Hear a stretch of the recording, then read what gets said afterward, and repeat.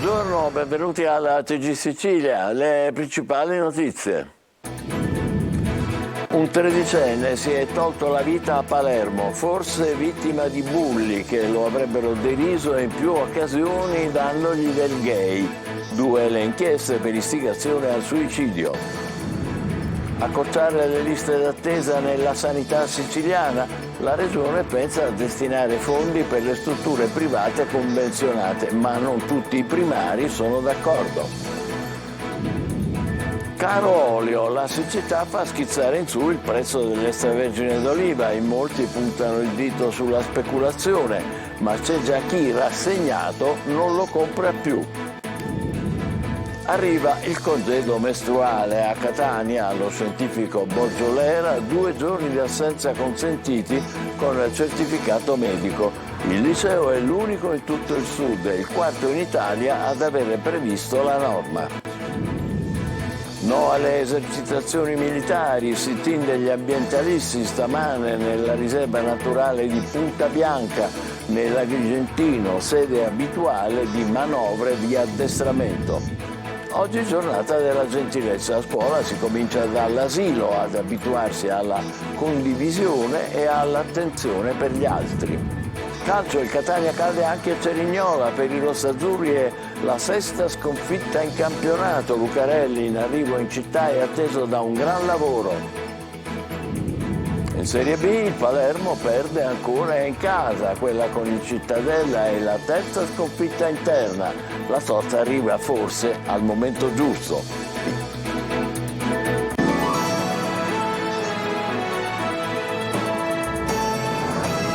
Bentrovati. Palermo si toglie la vita a 13 anni, c'è il sospetto che fosse vittima di bullismo. Aperte 2 inchieste, si indaga per istigazione al suicidio, sequestrati il cellulare e il computer del ragazzino. Marco Gullà. Si è tolto la vita a soli 13 anni e il sospetto è che lo abbia fatto perché deriso e bullizzato dai suoi coetanei. È la tragedia che si è consumata sabato sera quando i genitori di un ragazzino che viveva in provincia di Palermo e frequentava la scuola media Vittorio Emanuele Orlando del capoluogo siciliano lo hanno trovato senza vita in casa e hanno chiamato i carabinieri. La procura ha aperto un'inchiesta per chiarire i contorni della vicenda e verificare se effettivamente, come emerso nelle ultime ore, qualcuno prendendolo in giro per il suo orientamento sessuale possa averlo spinto a compiere l'estremo gesto. Ci rechiamo nella scuola che frequentava il tredicenne, oggi e domani chiusa per lutto. La dirigente scolastica, a microfoni spenti, ci dice che il ragazzo aveva cambiato scuola 2 anni fa e che non aveva fatto emergere comportamenti strani. Nelle chat scolastiche però si fa riferimento ad alcune offese fatte nei confronti del tredicenne, sembra per il suo orientamento sessuale. Il fatto però, la tragedia non riguarda soltanto questo bambino, non riguarda soltanto la famiglia del bambino, ma deve riguardare tutta la società, adulti per prima, e capire che la prevenzione verso il fenomeno del bullismo e del cyberbullismo non è mai tanta. Tutti noi adulti dovremmo svegliarci e prendere questa missione come un atto quotidiano. I funerali del tredicenne si svolgeranno domani a Palermo. Una neonata di 2 mesi sarebbe morta per un rigurgito dopo essere stata dimessa 2 mesi fa dall'ospedale di Agrigento. È accaduto a Siculiana e la procura ha disposto il sequestro della salma della piccola, che dovrà essere sottoposta ad autopsia. Per ridurre le liste d'attesa nella sanità siciliana, la Regione mette sul piatto fondi anche per le strutture private convenzionate, ma non tutti i primari sono d'accordo. Lorena Dolci. Buongiorno, siete in linea con il centro di prenotazioni dell'azienda ospedaliera universitaria e policlinico Gaspare Rodolico San Marco di Catania. Infostrada, informazione gratuita. Siamo spiacenti, il numero digitato è momentaneamente occupato. La preghiamo di richiamare più tardi. Vari tentativi al numero verde del Policlinico di Catania finiscono tutti così. Nelle altre aziende va un po' meglio, al Cannizzaro rispondono dopo una manciata di minuti.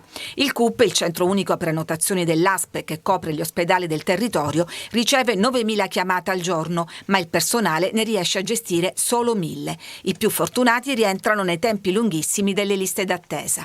40.000 pazienti siciliani che aspettano un intervento e oltre 240.000 quelli che hanno prenotato una visita nella sanità pubblica.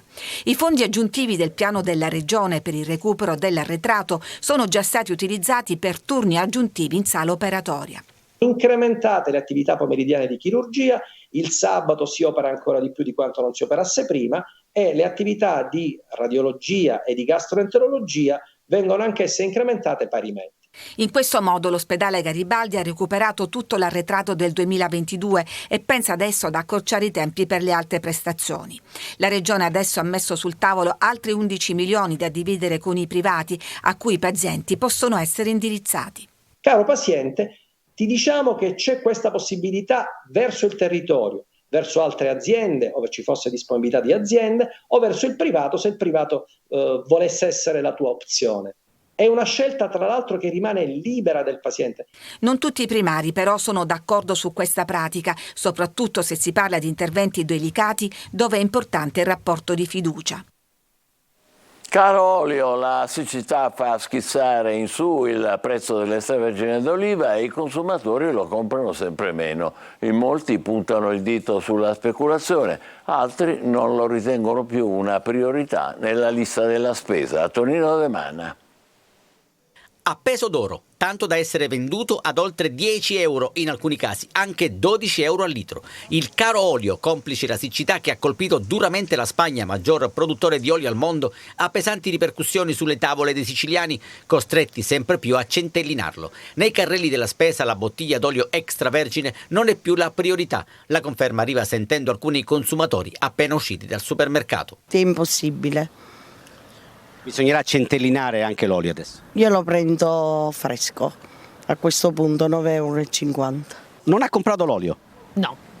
Perché? No, perché è caro e comunque ho gli alberi e lo facciamo noi a casa. No, olio no, non si può comprare l'olio, troppo.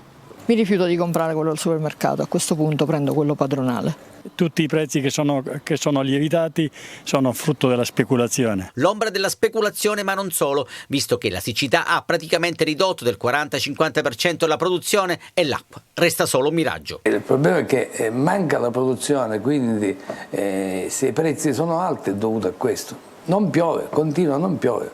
Guardate questo olivo irrigato, quindi che ha preso acqua, e guardate questo non irrigato, quindi siccitoso. Da qui deriva il 50% in meno di olio. È andata meglio a questo produttore?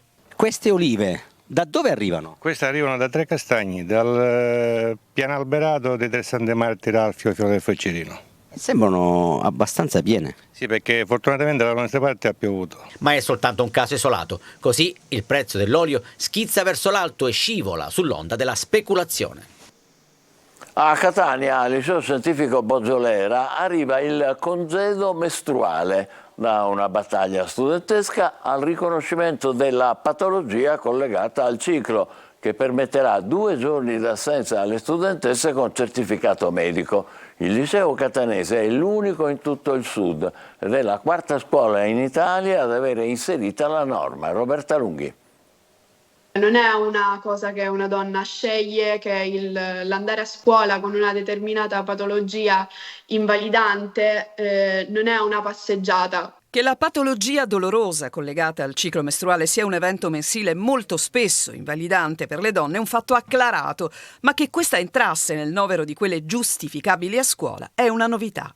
A Catania, liceo scientifico statale Bozzolera, arriva infatti il congedo mestruale. L'istituto è la prima scuola al sud, la 4ª in Italia ad inserire, su approvazione del Consiglio d'Istituto in base al principio dell'autonomia scolastica, questo nuovo punto al regolamento. Tutto nato dalla spinta dell'Associazione Liberi Pensieri studenteschi, che ha fatto breccia nella sensibilità sul tema dei diritti della dirigente scolastica. È un diritto diciamo delle donne di aver riconosciuta come patologia quella che è una patologia. È chiaro che ci sono donne che hanno problematiche molto dolorose che non gli permettono di poter svolgere nessuna attività in quei giorni. Ma cos'è esattamente il congedo mestruale? 2 giorni mensili in cui si possono assentare appunto i ragazzi perfettamente giustificati. Ne usufruiranno coloro che presenteranno una volta soltanto chiaramente la problematica con un certificato medico. Una battaglia vinta dagli studenti tutti e non solo dalle studentesse.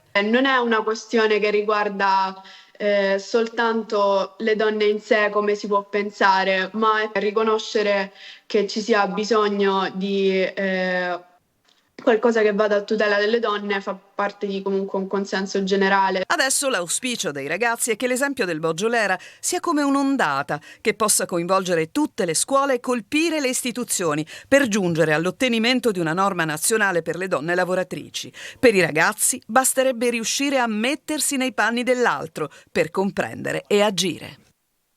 Esercitazioni militari, si torna a sparare nella riserva naturale di Punta Bianca tra Agrigento e Palma di Montechiaro. Puntuali tornano le proteste delle associazioni ambientaliste. Sit-in questa mattina vicino al poligono militare. Davide Sardo.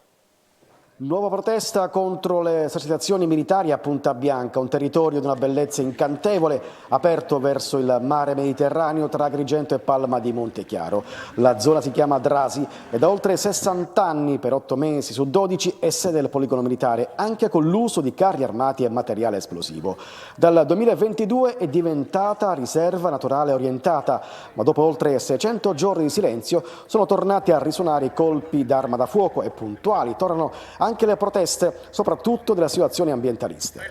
Questa storia deve finire, il Presidente della Regione deve trovare loro un posto alternativo e deve istituire definitivamente la riserva di Punta Bianca. Che sia ben chiaro, non siamo contro l'esercito, perché l'esercito deve fare il suo lavoro, ma deve farlo da un'altra parte. Al sit-in ha aderito anche il parlamentare regionale Ismaele Lavardera. L'esercito fa il suo lavoro, nessuno dice che l'esercito sta sbagliando, però questa zona, che è una zona fondamentale, importante, strategica, che potrebbe essere al centro del turismo non soltanto agrigentino ma della Sicilia, non può essere utilizzata in questa maniera perché grida allo scandalo. Alla fine i soldati, attesi in mattinata, non si sono presentati al poligono militare e almeno per oggi la natura è rimasta incontaminata.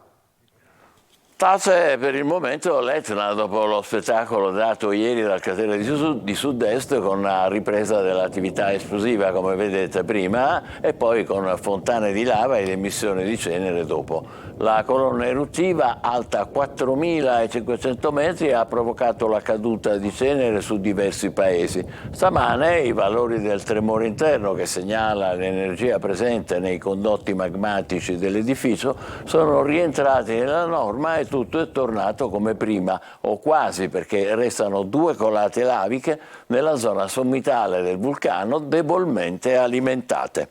Oggi è la giornata mondiale della giovinezza, un'attitudine che si coltiva sin da bambini con piccoli gesti e tanta condivisione. C'è un asilo nel Catanese che applica tutte queste regole per l'intero anno. Siamo andati a vedere come reagiscono i bimbi. Eva Spampinato. Un vaso di carta costruito a mano da questi piccoli alunni di un asilo alle porte di Catania e poi un gesto gentile. Giulia, chi vuoi dare un bacio? Un bacio, un abbraccio e la condivisione di un gioco per ricordare e far rimanere impressa nella memoria emotiva di questi uomini e donne di domani che la gentilezza non è solo un comportamento, ma un valore assoluto che va alimentato giorno per giorno. Come recita la scritta, questa è una scuola gentile che troviamo all'ingresso dell'asilo. Non si può educare senza gentilezza. Noi educatrici abbiamo il dovere di comportarci in modo gentile con i bambini e lo facciamo quotidianamente. Oggi è solo la giornata dedicata alle attività gentili, quindi programmiamo dei laboratori, dei percorsi che hanno come tema centrale la gentilezza. E nella giornata mondiale della gentilezza, queste maestre che educano tutto l'anno i piccoli al rispetto della natura e del prossimo hanno pensato anche alle famiglie che potranno prendere un biglietto gentile e portarlo a casa. Praticare la gentilezza è un processo quotidiano, bisogna esercitarsi, i bambini hanno insito in sé il valore della gentilezza, ci vuole esercizio e i bambini replicheranno i gesti gentili che vedranno fare agli adulti. che sono quelli che più si allontanano dai gesti gentili. Il risultato è tutto nelle parole di Ettore. Che cos'è la gentilezza? Di essere buoni. Essere buoni con chi? Con i compagnetti. E poi?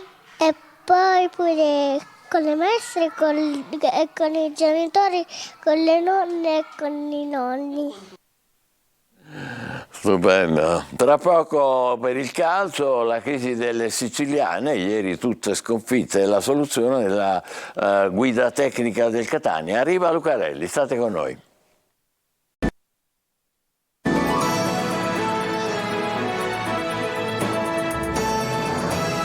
Insieme con il calcio a Cerignola, sesta sconfitta in campionato per il Catania, e squadra che nonostante il buon avvio crolla anche psicologicamente. Lucarelli, in arrivo in città, avrà un gran lavoro da fare. Marco Carli. Toccherà a Cristiano Lucarelli, uno a cui piacciono le sfide e queste di quelle toste, perché il tecnico trova una squadra svuotata che a Cerignola ha raccolto la sesta sconfitta in campionato. La verità, a fine partita la dice Zeoli, che da una settimana ha provato a suo modo a scuotere lo spogliatoio del Catania. Hanno bisogno di aiuto. Io credo che questa cosa qui sia fondamentale per uscirne fuori. Sono straconvinto che ne usciranno fuori e potranno regalare soddisfazioni. Zeoli ha fatto quanto possibile in pochi giorni, anche a Cerignola l'approccio è stato buono, così come col Picerno in coppa, non un gran ritmo, ma Catania in controllo e soprattutto vivo, capace con Rocca di impensierire seriamente il portiere avversario e di creare occasioni senza quasi mai rischiare. Ma nella ripresa il cambio di passo arriva per l'avversario e porta al gol di Malcore, favorito prima da Sarao e poi dalla difesa che si schiaccia concedendo all'attaccante di tirare indisturbato dal centro dell'area.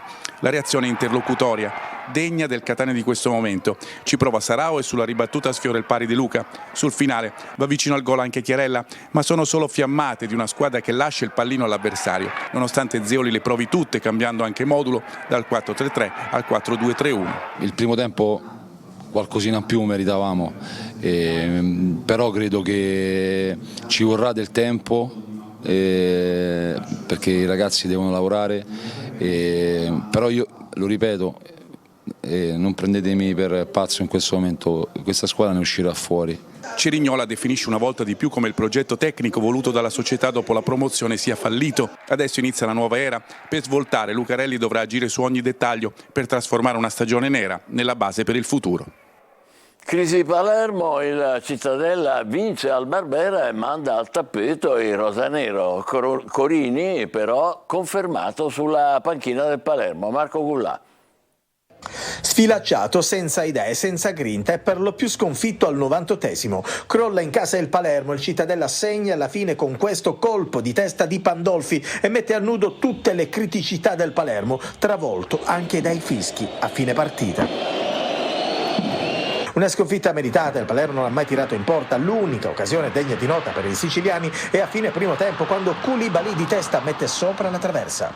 Nella ripresa il Palermo non sfonda, lanci lunghi e sempre preda dell'attenta difesa del Cittadella. Nel finale il gol che manda al tappeto il rosanero, l'hashtag dei tifosi palermitani, Corini out, il tecnico però resta in sella. Abbiamo fatto male, primo tempo secondo me equilibrato, ma qualsiasi cosa oggi posso dire può essere strumentalizzata, abbiamo perso una partita che volevamo fare qualcosa di diverso, soprattutto penso il primo tempo è stato anche un discreto primo tempo, il secondo tempo abbiamo fatto molta fatica e dunque c'è poco da dire perché qualsiasi cosa posso dire in questo momento può essere interpretata, c'è sulla grande delusione di aver perso una partita e grande rammarico. Adesso la sosta di campionato, Palermo che tornerà in campo fra 2 settimane a Terni.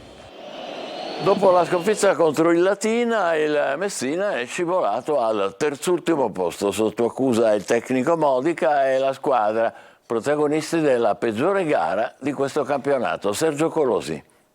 11, un numero maledetto per il Messina, tanti punti fatti nel girone d'andata dello scorso campionato, altrettanti quest'anno, prima di 3 sconfitte di fila che certificano la crisi nera della squadra. Appena 2 pareggi nelle ultime 6 giornate, sconfitte e prestazioni indecenti una più dell'altra, ma non paragonabili a quella contro il Latina. Anche Giacomo Modica sul banco degli imputati per scelte sbagliate in un organico che già presenta vizi e peccati originali originali per gli scarsi investimenti del presidente Pietro Sciotto. Questa squadra ha perso un filo conduttore che si chiamava gioco e che determinati compiti vanno svolti a pieno e vanno fatti con massima dedizione e con massima applicazione, perché non ti puoi distrarre di niente, non puoi sbagliare niente.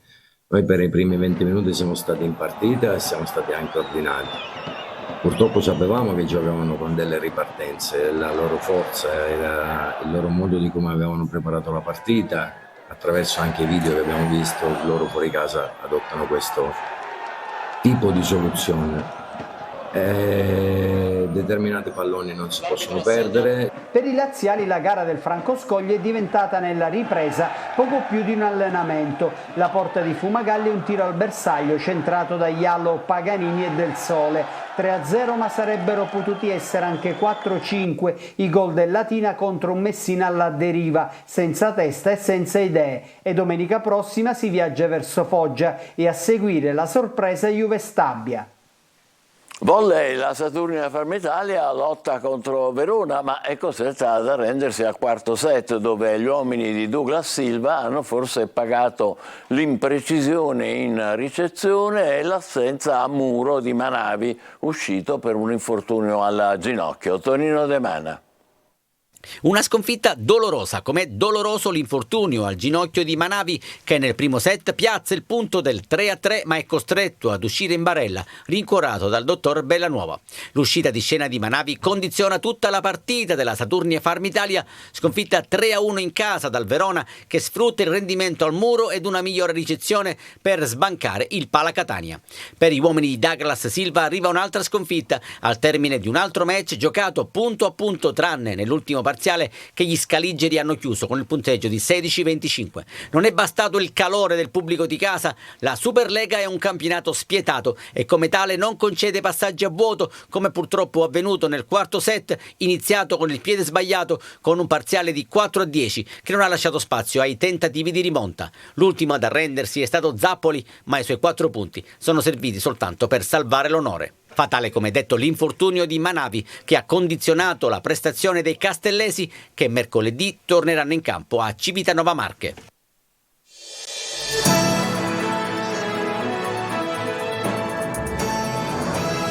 Il bullismo, con l'aggravante sui social, cyberbullismo, l'abbiamo sentito poco fa, è una piaga purtroppo sempre più diffusa e nefasta fra gli adolescenti. Non possiamo fare finta che sia qualcosa di marginale. È ricorrente soprattutto a scuola ed è in crescita, in particolare tra le ragazze e tra i ragazzi di 11 e 13 anni. Qui, in particolare, nella fascia di età dei 13 anni, come nel caso della giovane vittima di Palermo, a 13 anni sono bullizzati quasi il 15% dei maschi e il 17,3% delle femmine. Le vittime si isolano, evitano di raccontare alle proprie famiglie ciò che gli succede, finendo per chiudersi in se stesso, perdendo i rapporti anche con gli amici, restando così soli contro il bullo o i bulli. Gli effetti negativi del bullismo, per chi riesce a venirne fuori, si ripercuotono anche sulla vita adulta e la influenzano per anni. Il fenomeno, lo dicevamo, ha origine prevalentemente in ambito scolastico, anche se poi dilaga nelle chat, tanto che studi recenti indicano un'associazione fra chi è stato vittima di atti di bullismo e chi abbandona i banchi. Chiediamo tante cose alla scuola, a volte anche troppe, ma non c'è dubbio che nelle aule gli insegnanti possono individuare meglio di altri il malessere dei bullizzati, coordinandosi certo con noi genitori, promuovendo iniziative di aiuto alle vittime, coinvolgendo gli altri adolescenti più sensibili e sostenendo chi sta soffrendo e magari non l'ammette, anche con il supporto di psicologi. Non si vuole colpevolizzare nessuno, al contrario, esortare a indagare e approfondire al più presto comportamenti anomali tra i propri studenti, tra gli adolescenti, prima che sia troppo tardi. Ci fermiamo qui, TG Sicilia torna alle 20, grazie e buon pomeriggio.